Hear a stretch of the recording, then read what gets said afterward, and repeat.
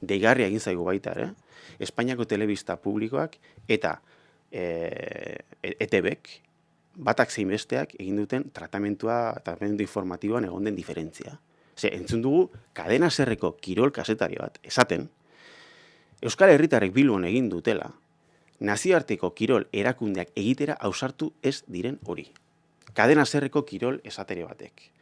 Eta buelta beraiena da, la Vuelta a España beraiena da. Beraz, Espainiako telebista publikoak edo Espainiako medio batzuek eman dioten tratamentua gertakari hauei, uste dut izan dela bestelakoa. Eta horrek, uste dut hausnarketarako parada ematen duela. Nondik, ze prismatik, ze oinarri politiko, filosofikotatik begiratzen diegun gertakari hauei. Protesta eraginkorra izango dela uste duzu? Edo ez dago baita ere, edo egon daiteke arriskurik, Gazako egoera eta genozidia baino, protestaren beragilen zilegitasuna fokoan jartzeko? Hori da, segun ze tratamentu informatibo ematen zaion gaiari.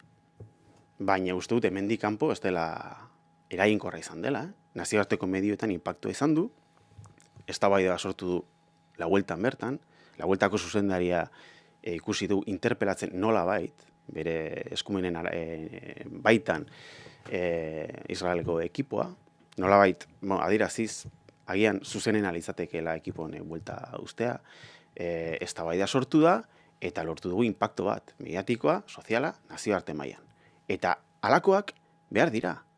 Gainontzeko guztiak gutxi egiten duena zer da Pradalese proposatu zuena genozidia salatzeko. Adierazpen instituzional bat onartzea, eta 1000 onartu dira eta ez dute deusetarako balio izan. Beraz, konstinti izan barko da, bera daukan ardura instituzionaletik, berak planteatzen dituen bideak ez direla eraginkorrak inolaz ere ez. Hortaz, konstinti izan barko da beste inor interpelatzeko orduan.